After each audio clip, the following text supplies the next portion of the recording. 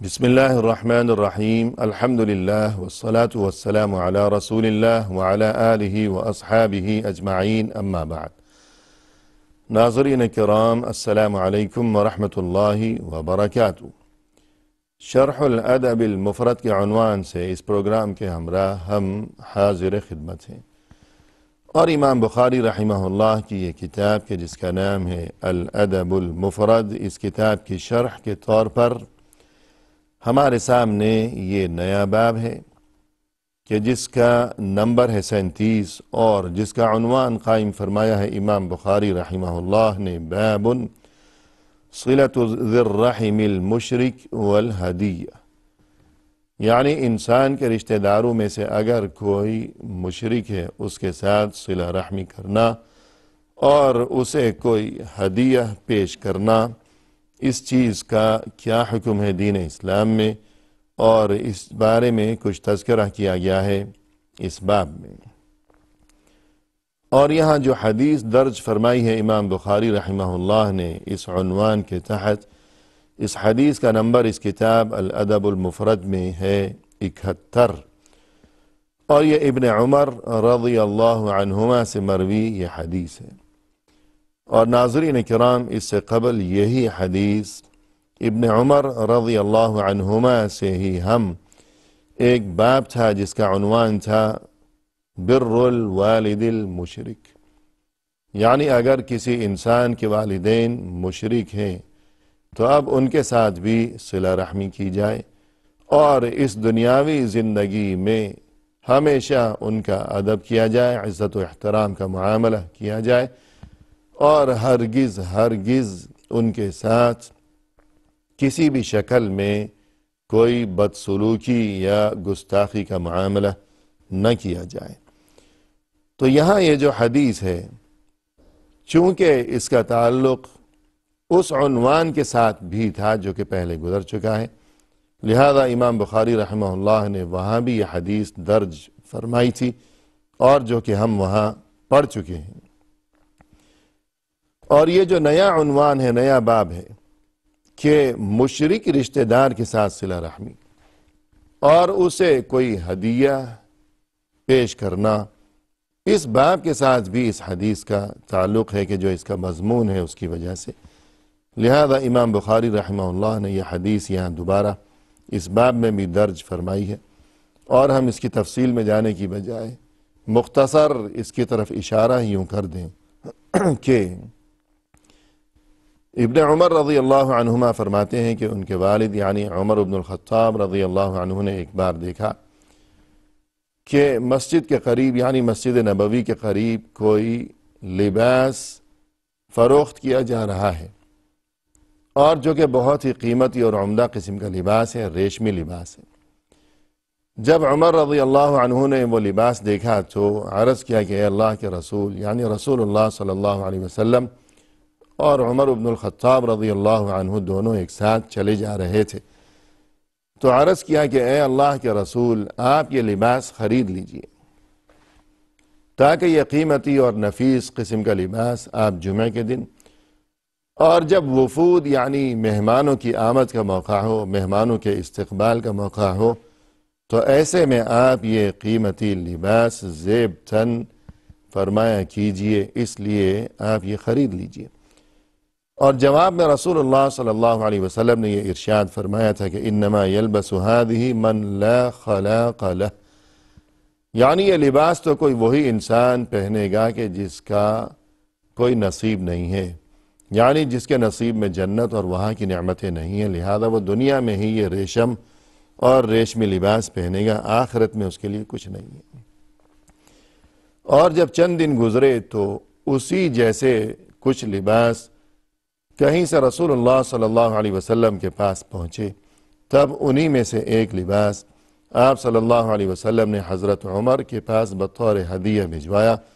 تو اس موقع پر عمر بن الخطاب رضی اللہ عنہ نے عرض کیا کہ اے اللہ کے رسول، اس دن تو جب میں نے گزارش کی تھی کہ آپ یہ خرید لیجئے تو آپ نے فرمایا تھا کہ یہ تو وہی پہنے گا کہ جس کے نصیب میں کچھ نہیں ہے، یعنی جنت اور آخرت میں کچھ نہیں ہے۔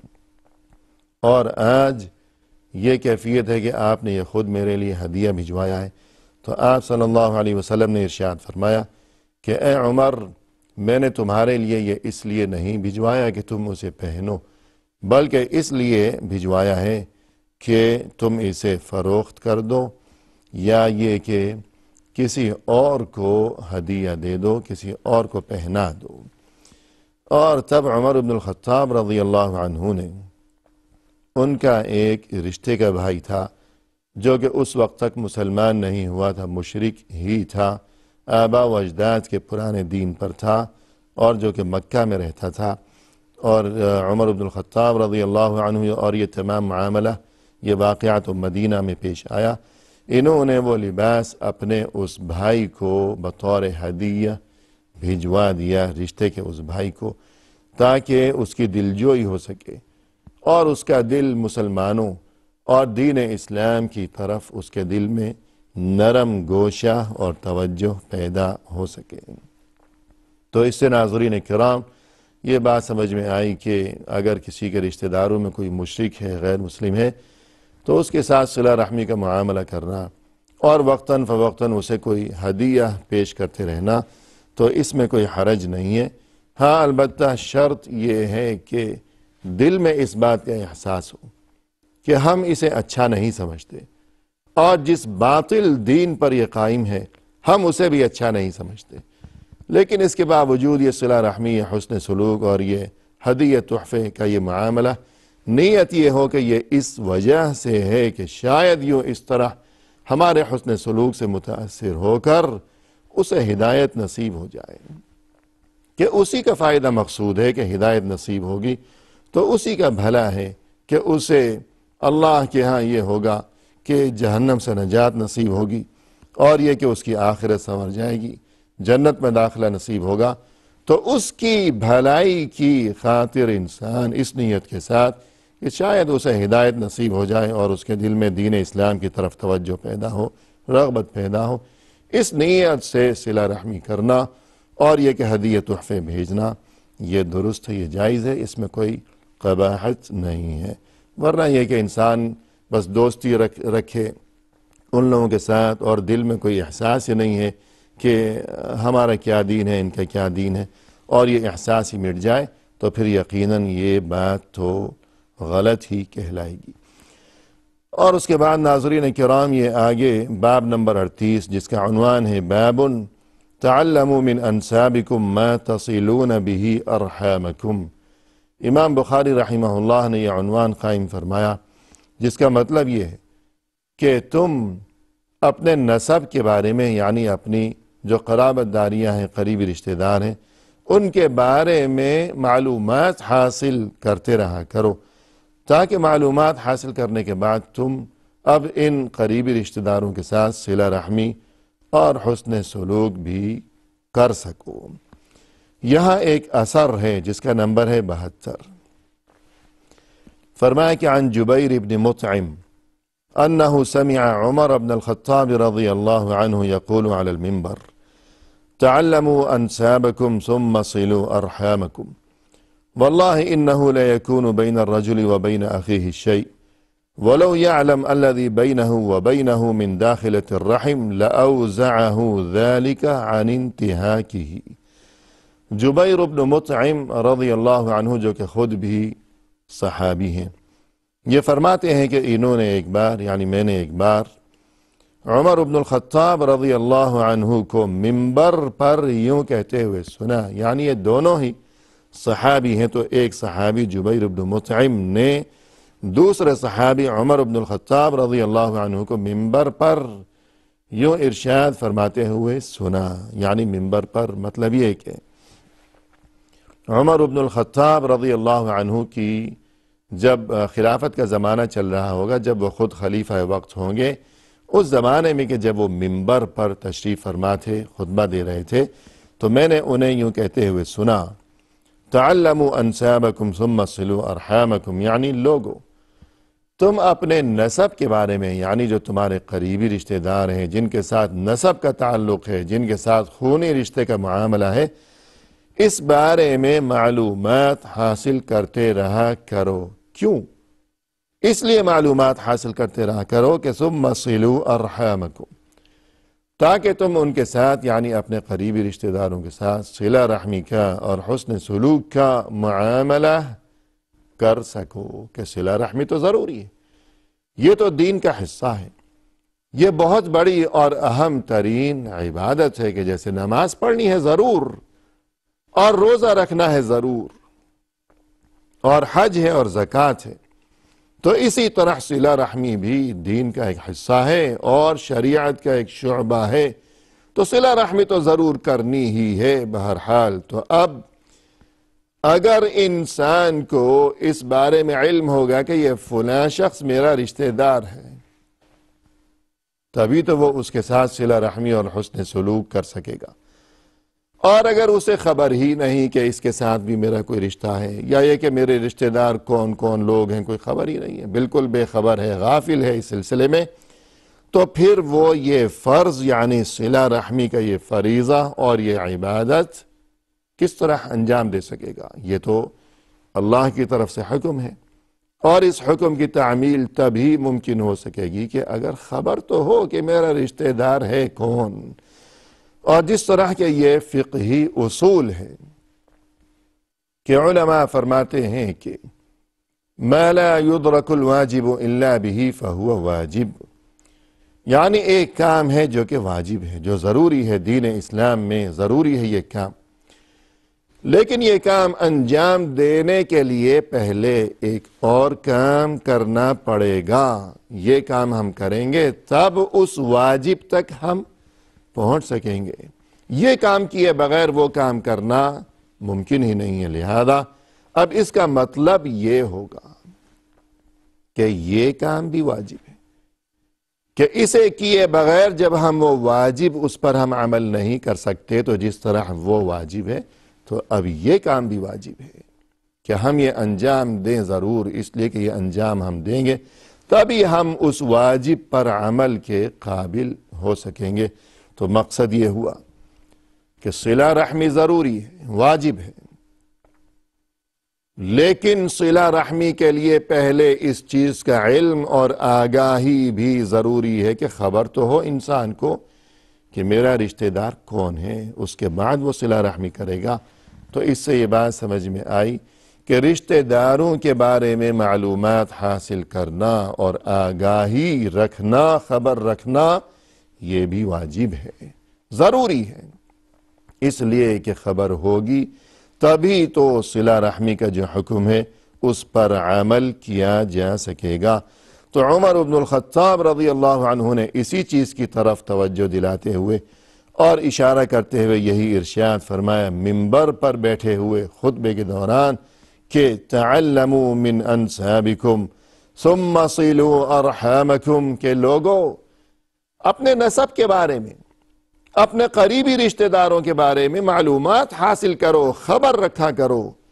تاکہ تم اس کے بعد صلہ رحمی کے قابل ہو سکو۔ اور اس کے بعد فرمائے کہ واللہ انہ لیکون بین الرجل وبین اخیہ الشیء ولو يعلم الذي بینہ وبینہ من داخلة الرحم لأوزعہ ذلك عن انتہاک، کہ بسا اوقات ایسا بھی ہوتا ہے، یہ معاملہ بھی پیش آیا کرتا ہے بسا اوقات کہ کسی انسان کا دوسرے کسی انسان کے ساتھ کوئی ناراضگی کا معاملہ ہو گیا، کوئی تلخی، کوئی رنجش پیدا ہو گئی، کوئی جھگڑا وغیرہ ہو گیا، لیکن اصل بات جس کے بارے میں اسے خبر ہی نہیں، اگر اسے یہ بات معلوم ہوتی کہ میرا اس کے ساتھ رشتہ داری کا کیا تعلق ہے، تو وہ اس ناراضگی کے معاملے سے اور اس جھگڑے سے، فتنے سے، اسے تنگ کرنے سے باز رہتا۔ یہ دونوں ایک دوسرے کے خلاف یہ فتنہ برپا کرنے سے باز رہتے اور خیر و خیریت کے ساتھ، عافیت کے ساتھ زندگی بسر کرتے۔ اگر معلوم ہوتا کہ ہماری تو رشتہ داری ہے آپس میں، تو لحاظ ہوتا، شرم ہوتی، احساس ہوتا، اور جھگڑا کرنے سے، فتنہ برپا کرنے سے، آپس میں مصیبتیں کھڑی کرنے سے باز رہتے، شرم آتی ہی نہیں۔ لیکن خبر ہی نہیں کہ ہماری بھی آپس میں کوئی رشتہ داری بھی ہے، اور یوں لڑ پڑے آپس میں اور بربادی کی، ایک دوسرے کو تنگ کیا۔ تو فرمایا کہ اگر خبر ہوتی تو یہ تمام مصیبت نہ آتی، کچھ احساس ہوتا، لحاظ ہوتا۔ تو بتانا یہی مقصود ہے کہ اگر علم ہوگا کہ اس کے ساتھ میری کوئی رشتہ داری کا معاملہ ہے، تبھی تو انسان لحاظ کرے گا، احساس کرے گا، اور ادب و احترام اور عزت کے معاملات ہوں گے، وہاں قربتیں ہوں گی، امن و امان ہوگا، اور سکون و اطمینان کے ساتھ وہاں لوگ زندگی بسر کر سکیں گے۔ تو عزت و احترام تو ہر ایک کے لیے ہونی چاہیے دل میں، لیکن جب رشتہ داری کا معاملہ ہوگا تو ظاہر ہے کہ پھر احساس زیادہ ہوتا ہے۔ تو یہ تبھی ممکن ہوگا کہ اگر خبر تو ہو انسان کو کہ میرا کس کے ساتھ کیا رشتہ ہے اور کیا قرابت داری کا سلسلہ ہے۔ اور اس کے بعد ناظرین کرام آگے یہ نمبر ہے 73۔ یہ بھی ایک اثر ہے جو کہ حضرت ابن عباس رضی اللہ عنہما سے مروی ہے۔ فرمایا کہ احفظوا انسابکم تصلوا ارحامکم فإنه لا بعد بالرحم اذا قربت وإن كانت بعيدة ولا قرب بها اذا بعدت وإن كانت قريبة وكل رحم آتية يوم القيامة امام صاحبها تشهد له بصلة ان كان وصلها وعليه بقطيعة ان كان قطعها۔ صلہ رحمی کی اہمیت سے متعلق ہی یہ ایک اثر ہے، حضرت عبداللہ ابن عباس رضی اللہ عنہما سے مروی ہے، اور جس کا نمبر ہے 73، جسے امام بخاری رحمہ اللہ نے اپنی کتاب الادب المفرد میں درج کیا ہے، کہ یہ کتاب جس کی ہم شرح کیا کرتے ہیں اپنے اس پروگرام میں۔ تو ناظرین کرام آج ہم اسی پر اکتفا کرتے ہوئے آپ سے اجازت چاہتے ہیں اللہ کے حوالے۔ انشاءاللہ آئندہ ملاقات کے موقع پر اس سلسلے کو آگے بڑھایا جائے گا۔ وآخر دعوانا ان الحمد للہ رب العالمین۔